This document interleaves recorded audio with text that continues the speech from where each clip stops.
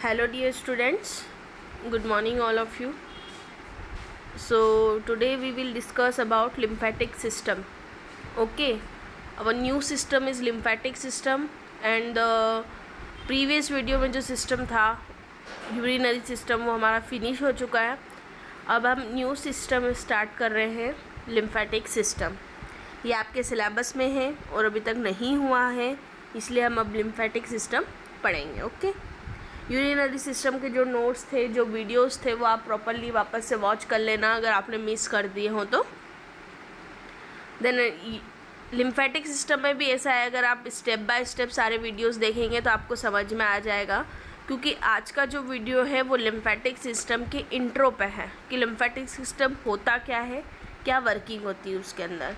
ठीक है, तो लेट वी स्टार्ट. हम शुरू करते हैं लिम्फेटिक सिस्टम. अब सबसे पहले लिम्फेटिक सिस्टम में हमको ये पता होना चाहिए कि लिम्फेटिक का मीनिंग क्या होता है या लिम्फ का मीनिंग क्या होता है.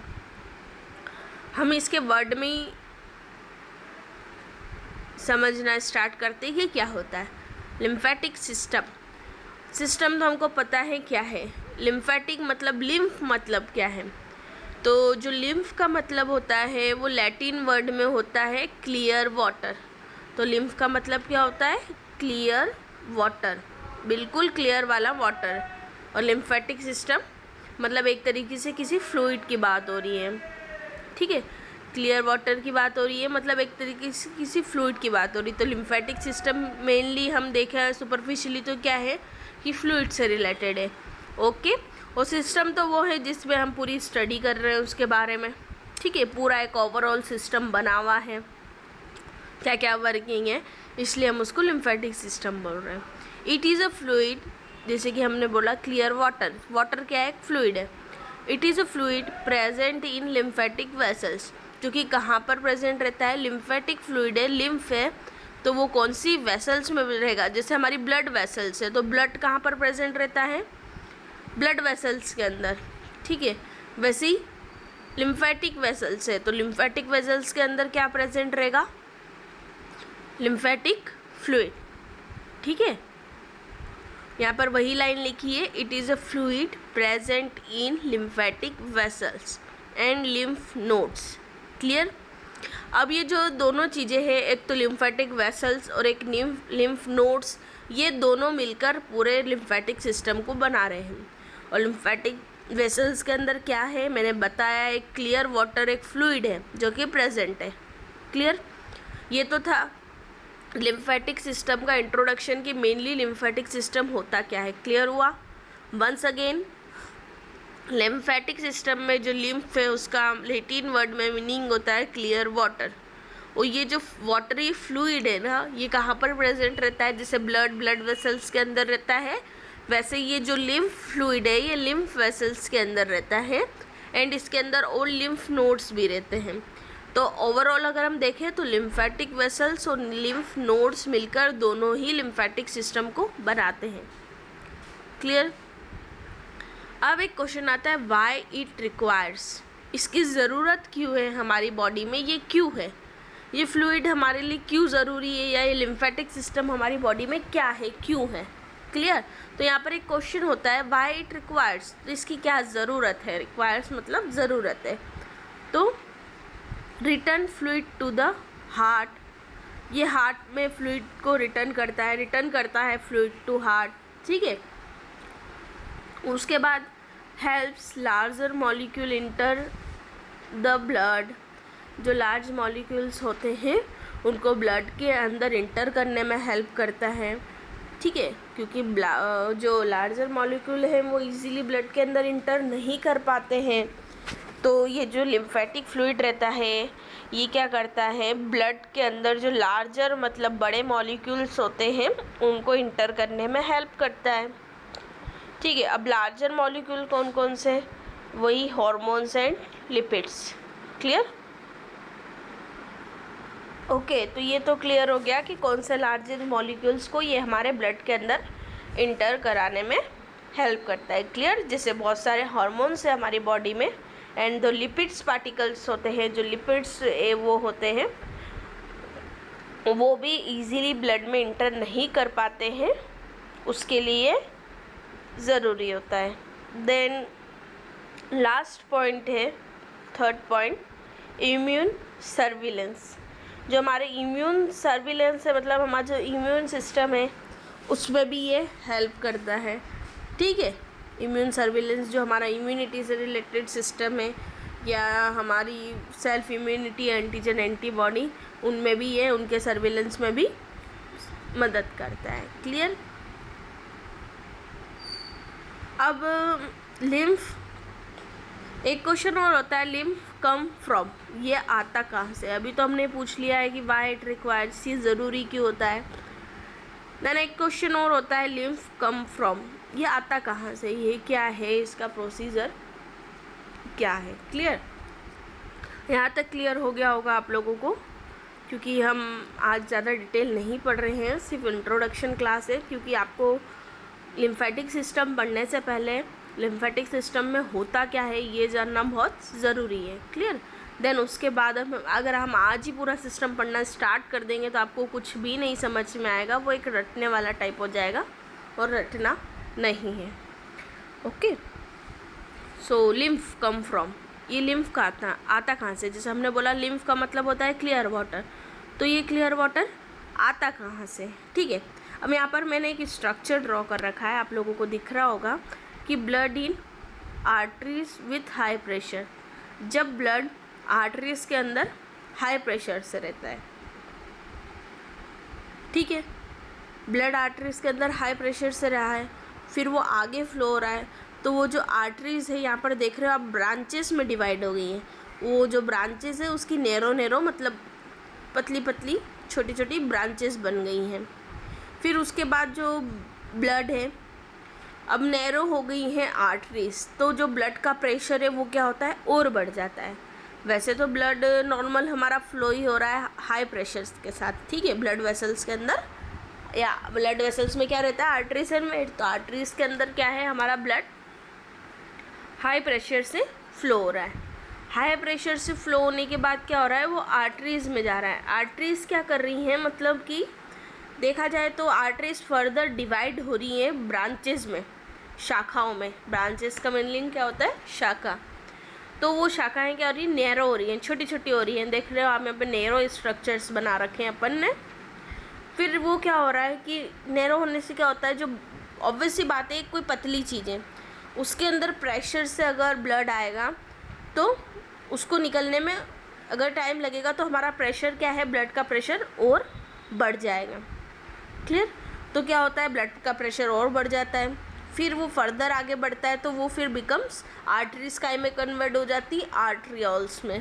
ठीक है, पहले आर्टरीज थी, फिर आर्ट्रियोल्स की ब्रांचेस बनी आर्टरीज की, फिर वो आर्ट्रियोल्स में कन्वर्ट हो गई, देन लास्ट में आर्ट्रियोल्स काय में कन्वर्ट हो गई कैपिलरीज। ये एक प्रोसेस है। क्लियर। इसमें कंफ्यूज नहीं होना है कि ये क्या हो रहा है, ये एक प्रोसेस है, जो हमारा ब्लड फ्लो हो रहा है वो कैसे हो रहा है, देन कैसे ब्लड का प्रेशर बढ़ रहा है। क्लियर। अब है ना, हम कैपिलरी को, इस कैपिलरी के अंदर सिंगल सेल, फ्लैट सेल्स बने हुए हैं। अब हम कैपिलरी को डिटेल में अब हम क्या है ना, थोड़ा कैपिलरी को डिटेल में देखेंगे कि यहाँ पे बहुत सारी जो कैपिलरीज हैं वो क्या वर्क कर रही हैं। क्लियर। सो समझ में आया ब्लड कैसे क्या हो रहा है, कम फ्रॉम कहाँ से आ रहा है, ये लिम्फ, उसके लिए हमको पहले ब्लड का वो जानना ज़रूर देगा। कहीं इस वे में आपको समझ में नहीं आया हो तो एक सिंपल वे है कि जैसे मैंने बताया, हाँ आर्टरीज है, फिर ब्रांचेस में हो गई हैं, फिर आर्ट्रियोल्स हो गया है, देन फिर कैपिलरीज होती हैं।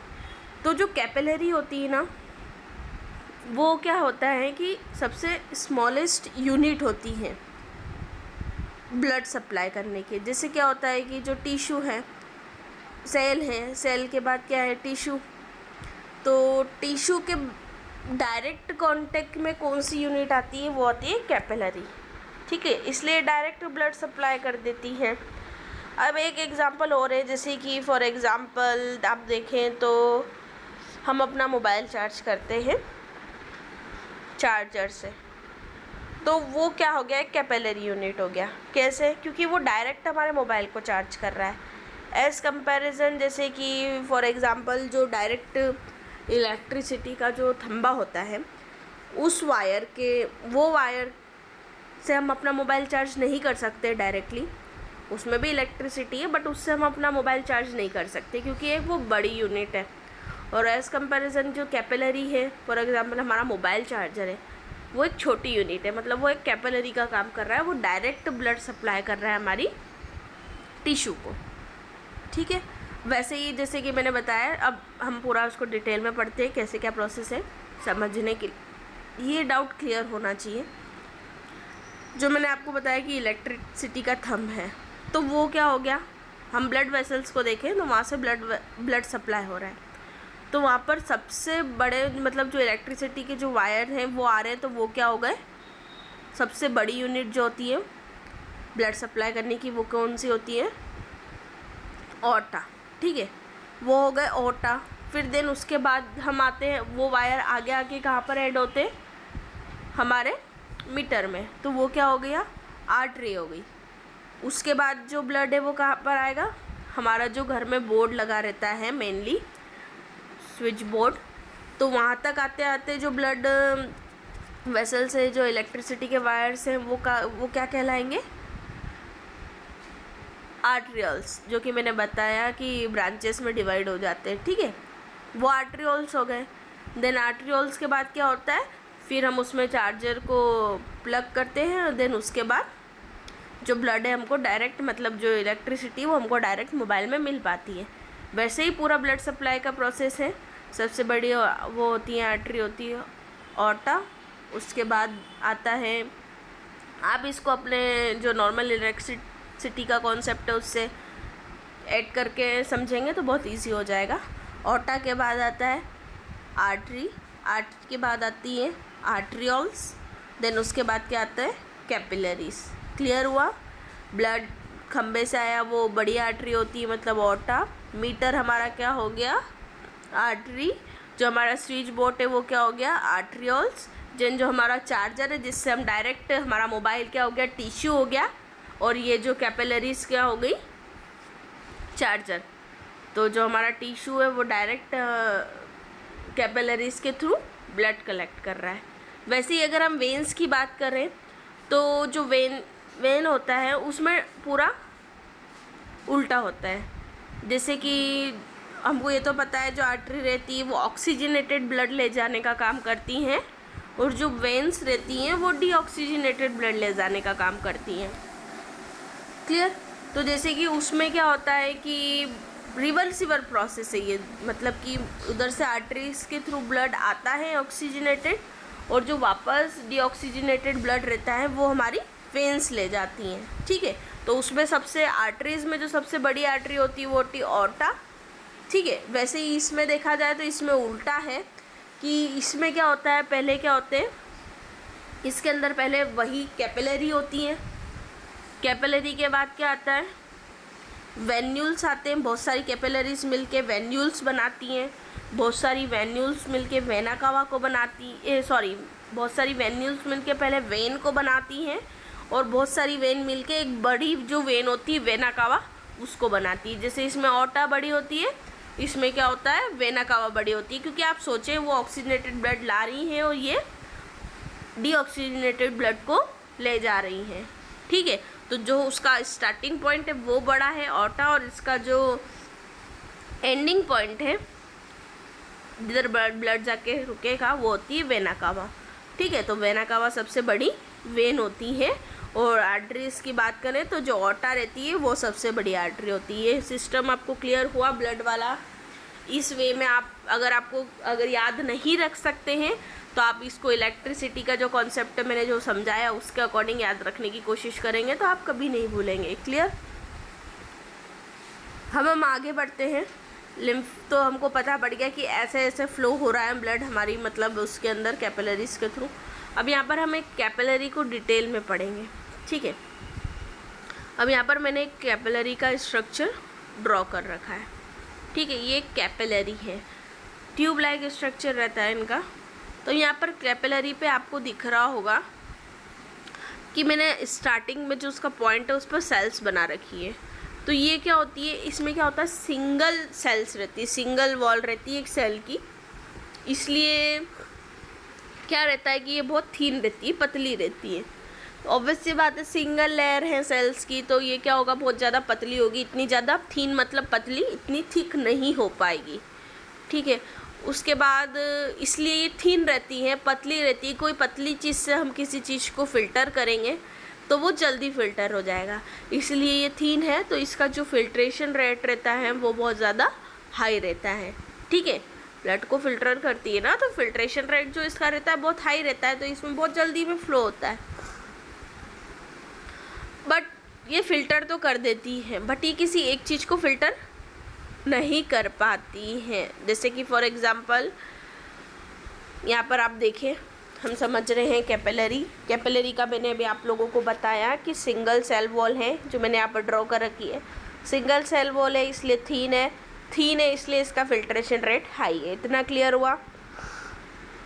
अब यहाँ पर बहुत सारी सेल्स बनी हुई हैं, अंदर की साइड भी सेल्स बना रखी है। अब इन सेल्स के बीच में क्या होता है कि कुछ गैपिंग्स रहती है, जैसे यहाँ पर दिख रही है, ये दिख रही है, तो इन गैपिंग्स के अंदर से कुछ फ्लूइड बाहर आता है। क्लियर हुआ? जो कैपिलरी के अंदर ब्लड फ्लो हो रहा है ना, उस कैपिलरी के अंदर जो सेल्स फिट है उनके बीच में थोड़ी सी कहीं ना कहीं गैपिंग रहती है, और उन गैपिंग्स के बीच में से एक फ्लूइड बाहर आता है। अब वो फ्लूइड में क्या क्या रहता है, प्रोटीन रहता है और फ्लूइड रहता है, ठीक है। प्रोटीन और फ्लूइड, अब यहाँ पर कैपिलरीज के अराउंडेड क्या है, टिश्यू एरिया है। आपको पता है कैपिलरीज है तो उसके आसपास क्या होगा, टिश्यू होगा। तो जो कैपिलरीज है उसके अराउंडेड टिश्यू एरिया है। तो ये जो प्रोटीन है ना, प्रोटीन और एक फ्लूइड है, ये इंटरटिशियल टिश्यू में चले जाता है, ठीक है। अब ये प्रोटीन और फ्लूइड तो बाहर आ गया कैपिलरी से। ब्लड में जो आरबीसी रहता है, रेड ब्लड सेल्स, वो बाहर नहीं आ पाता है। क्यों? बिकॉज ऑफ साइज़, क्योंकि उसकी जो साइज़ रहती है वो, आरबीसी की जो साइज़ रहती है वो, रेड ब्लड सेल्स की जो साइज़ रहती है वो बड़ी रहती है। क्लियर? इसलिए वो बाहर नहीं आ सकते, सिर्फ प्रोटीन और जो फ्लूइड होता है वही बाहर आता है। अब ये फ्लूइड बाहर आ गया, उसके बाद क्या है, ये टिश्यू वाले एरिया पे आ गया। तो टिश्यू के बाद क्या होता है, ये इंटरटिशियल टिश्यू में चले जाता है। इंटरटिशियल टिश्यू के अंदर ये फ्लूइड आया, मतलब उसको हम क्या बोल सकते हैं, इंटरटिशियल फ्लूइड। क्लियर हुआ? यहाँ तक क्लियर हुआ? ये स्टेप बाय स्टेप कनेक्टेड है। अगर आप लोगों को ये स्टेप नहीं समझ में आएगी तो नेक्स्ट नहीं समझ में आएगा। सो कंसंट्रेशन के साथ समझे आप लोग। अब ये जो प्रोसेस है, जैसे मैंने बताया कैपिलरीज है, कैपिलरीज में बहुत सारी सेल्स है, सेल्स के बीच में गैपिंग है, गैपिंग से प्रोटीन और फ्लूइड बाहर आ रहा है, बाहर आने के बाद वो टिश्यू एरिया में जा रहा है, जिसको हम इंटरटिशियल टिश्यू में बोल रहे हैं। अब इंटरटिशियल टिश्यू में फ्लूइड है तो उसको हम बोल रहे हैं इंटरटिशियल फ्लूइड। क्लियर? ये प्रोसेस चल रही है। अब ये प्रोसेस क्या होता है, एवरी डे जो 20 लीटर फ्लूइड होता है ना, वो 20 लीटर फ्लूइड हमारी कैपिलरीज से बाहर आता है। फ्लूइड बोलो या प्रोटीन बोलो, ठीक है, एवरी डे, ठीक है। अब इतना फ्लूइड अगर बाहर आएगा, उसके बाद क्या होता है, जो 17 लीटर्स जो होता है वो वापस रीएब्जॉर्ब हो जाता है। क्लियर? यहाँ पर मैंने बना रखा है, 20 लीटर फ्लूइड एवरी डे बाहर आया, फिर 17 लीटर रीएब्जॉर्ब हो गया, और कितना बचा है, मिनिमम 3 लीटर्स जो हैं वो वापस टिश्यू में चल जाता है, left in tissue. Clear? 20 litres every day fluid out and 17 litre reabsorb and 3 litre left in tissue. 3 litre बचा है बस, तो वो हमारे टिश्यू में वापस चले जाएगा। अब उसको ज़रूरत भी है, नीड्स टू गो बैक, उसको ज़रूरत है कि उसको वापस जाना चाहिए। क्यों? अगर ऐसी प्रोसेस चलती रही, डेली हमारे इसमें ऐसी प्रोसेस होती है और ऐसी प्रोसेस चलती रही, तो हमको ब्लड की डिफिशियंसी हो जाएगी, ब्लड की कमी हो जाएगी, तो ये चीज़ सही नहीं है।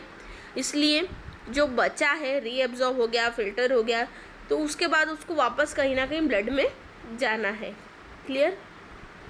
तो अब ये जो 3 लीटर बचा है फ्लूइड, अब इसको ज़रूरत है कि वापस जाने की, तो ये जो फ्लूइड है ये वापस जाता है हमारे लिम्फेटिक वेसल्स में।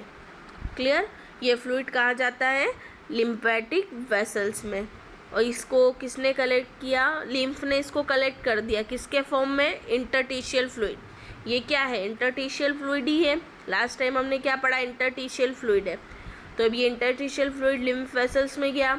लिम्फ वेसल्स में भी जो लिम्फ है उसको इंटरस्टिशियल फ्लूइड बोल रहे हैं। तो हमने अभी क्या पढ़ा था थोड़ी देर पहले, जो लिम्फ रहता है वो क्या रहता है, क्लियर वाटर। आप लोगों को समझ में आया कि वो क्लियर वाटर फ्लूइड कहाँ से आया है, यहाँ पर वो बात ख़त्म हो जाती है, क्योंकि क्लियर वाटर, हमने यहाँ पर एक क्वेश्चन फॉर्म किया था कि लिम्फ है, हमने पढ़ा लिम्फ को बोलते हैं क्लियर वाटर, बट ये क्लियर वाटर आता कहाँ से, तो ये हमारे ब्लड के थ्रू एक वाटरी फ्लूइड है, ठीक है, ट्रांसपेरेंट क्लियर बिल्कुल।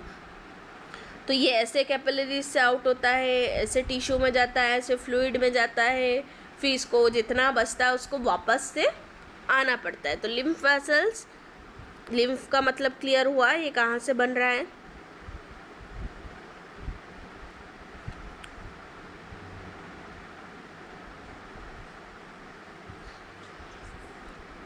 ठीक है। अब यहाँ पर मैंने एक लिम्फेटिक कैपिलरी ड्रॉ कर रखी है। अभी हमने नॉर्मल कैपिलरी पढ़ी है, अब यहाँ पर हम लिम्फेटिक कैपिलरी को पढ़ते हैं कि लिम्फेटिक कैपिलरी क्या है। लिम्फेटिक कैपिलरी ड्रॉ कर रखी है, इसके आसपास जो मैंने बताया कैपिलरी के अराउंड टिश्यू एरिया रहता है, तो वही हमने ब्लैक कलर से टिश्यू एरिया ड्रॉ कर रखा है। अब ये जो टिश्यू है, जब टिश्यू के अंदर हमने बोला है फ्लूइड आता है कोई, तो उसको हम बोल देते हैं इंटरस्टिशियल फ्लूइड। यहाँ पर जो इंटरस्टिशियल फ्लूइड फील हुआ पड़ा है, तो जिसको मैंने रेड कलर से बनाया है। अब ये टिश्यूज़ के बीच में स्पेस है, तो उसको हम क्या बोल रहे हैं, इंटरस्टिशियल स्पेस। क्लियर। अब जो कैपिलरीज रहती है ना, लिम्फेटिक कैपिलरीज, वो क्या रहती है, कोलेजन फिलामेंट से अटैच रहती है। कोलेजन फिलामेंट से अटैच रहती है। कोलेजन यहाँ पर मैंने ब्लू कलर से बना रखे हैं। कोलेजन फिलामेंट्स मेनली क्या करते हैं, जो कैपिलरीज हैं उसको अच्छे से एक स्ट्रक्चर में बना के रखने का काम करते हैं। क्लियर हुआ। उसके बाद यहाँ पर प्रेशर है, ये हमने पढ़ लिया। 1 सेकेंड, यहाँ पर प्रेशर है, हमने पढ़ लिया। अब ये प्रेशर क्या होगा, इसका ये प्रेशर बढ़ जाएगा। मैंने यहाँ पर लाइन लिख रखी है, when pressure is in the interstitial space is higher, वो बढ़ गया है, तो क्या होगा, अरे मतलब जो प्रेशर है वो बढ़ गया है। ये फ्लूइड है, फ्लूइड का बहुत सारा इकट्ठा हो गया, तो क्या हो गया, ये इंटरस्टिशियल जो प्रेशर है वो बढ़ गया। तो वो क्या करेगा, it forms the one way mini valve. अब देखो यहाँ पर एक मैंने मिनी वॉल्व बना रखा है। ये जो कैपिलरीज है एक दूसरे पे ओवरलैप हो जाएंगी अगर प्रेशर बाहर बढ़ जाता है इंटरस्टिशियल वाले एरिया में, तो जो कैपिलरीज है एक दूसरे पर ओवरलैपिंग हो जाएंगी और एक मिनी वॉल्व बन जाएगा, और उसके थ्रू ये जो इंटरस्टिशियल एरिया वाले में अगर प्रेशर बढ़ गया है तो ये कैपिलरीज के अंदर की साइड इंटर कर जाएगा। क्लियर हुआ। सिंपल सा कॉन्सेप्ट है। इंटरस्टिशियल वाले स्पेस में जो इंटरस्टिशियल फ्लूइड है, जो टिश्यू के अंदर ही एरिया है, वो अगर बढ़ गया तो जो कैपिलरीज हैं वो एक दूसरे पे ओवरलैप हो जाएंगी और एक मिनी वॉल्व बन जाएगा। One way mini valve, one way, आप लोग समझना, ठीक है। और उसके बाद क्या होगा, जो फ्लूइड है वो हमारी कैपिलरीज के अंदर इंटर कर जाएगा। अब यही चीज़ अगर उल्टी देखी जाए, तो अगर इसका हम अपोजिट देखते हैं तो क्या होगा। अब इसके अकॉर्डिंग हमको सिर्फ यहाँ पर इतना करना है कि when pressure is the interstitial space is lower, यहाँ पर मैंने साइन बना रखा है, तो क्या होगा, वो वन वेज मिनी वॉल्व जो ओपन हुआ है वो क्लोज हो जाएगा, कि ऑलरेडी जो इंटरस्टिशियल वाला एरिया है उसमें जो फ्लूइड है वो कम है, उसका प्रेशर जो है वो कम है। क्लियर हो गया। अब लिम्फेटिक कैपिलरीज से क्या होगा, फ्लूइड लिम्फ वेसल्स में जाएगा, लिम्फ वेसल्स के बाद काई में जाएगा, लिम्फ वेसल्स के बाद जो फ्लूइड है वो ट्रंक्स में जाएगा, देन ट्रंक्स के थ्रू डक्ट में जाएगा। इतना क्लियर हुआ, क्लियर हो गया होगा इतना।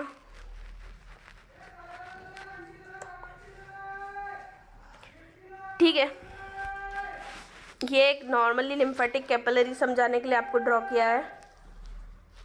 क्या होता है, कैसे फ्लूइड कहाँ जा रहा है, क्या हो रहा है, प्रेशर बढ़ेगा तो क्या होगा, देन प्रेशर कम होगा तो क्या होगा।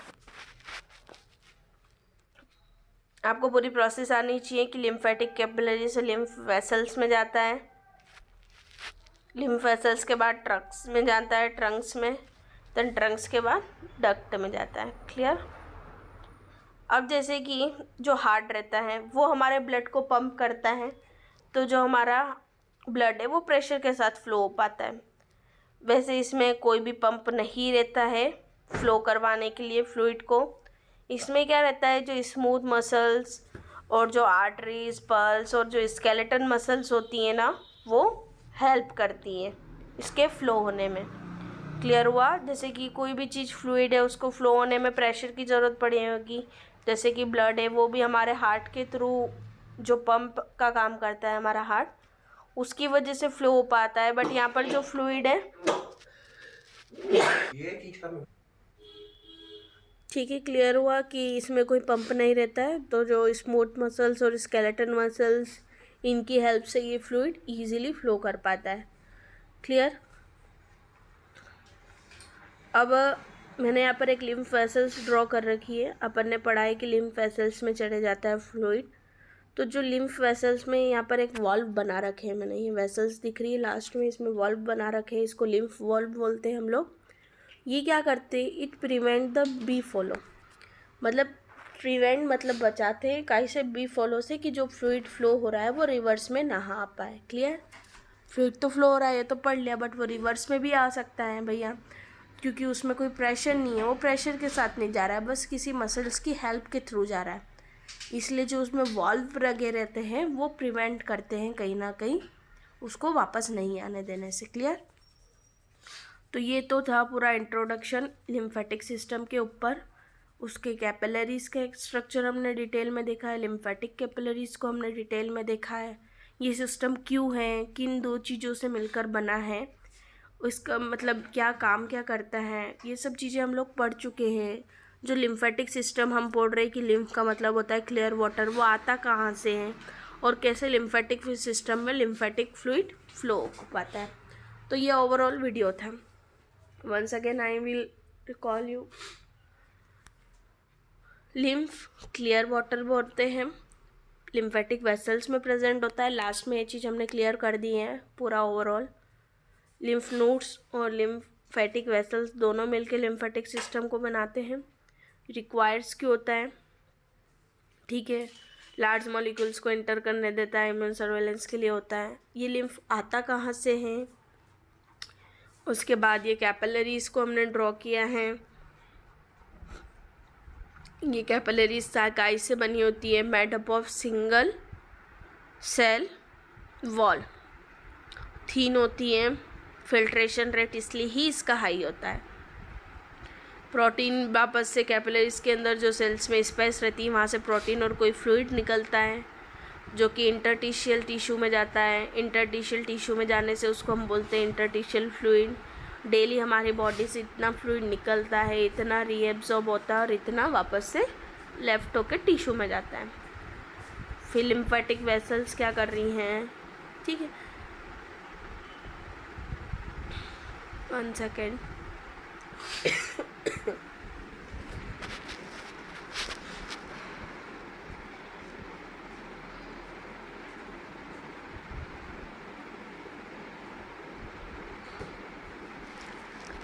ठीक है, लिम्फेटिक कैपिलरीज हमने यहाँ पे ड्रॉ करी, उसके बाद लिम्फ वेसल्स में गया फ्लूइड, उसके बाद ट्रंक्स में जाके डक्ट्स में जाता है। अब इसमें फ्लो प्रेशर करने के लिए कुछ भी चीज़ नहीं है, तो उसके हिसाब से यहाँ पर ये चीज़ें इनको हेल्प करती हैं फ्लो होने में।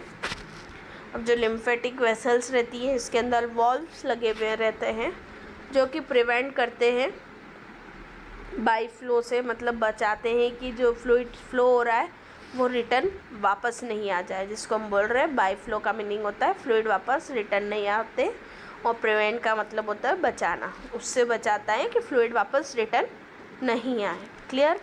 तो ये तो था लिम्फेटिक सिस्टम का इंट्रोडक्शन क्लास। इसके आगे के जो नेक्स्ट वीडियो है वो आप लोगों को मिलते रहेंगे, बट आप लोग वीडियो स्किप मत करना क्योंकि हर एक चीज़ एक दूसरे से कनेक्टेड है। तो आप लोग सारी वीडियोस वॉच करना और इसके जो नोट्स हैं वो मैं आप लोगों को सेंड कर दूँगी, और यही नोट्स जो मैंने आपको बना रखे हैं यही मैं सेंड करूँगी। क्लियर? अगर इस वीडियो में कुछ डाउट हो तो आप लोग मुझसे पूछ सकते हैं। Thank you.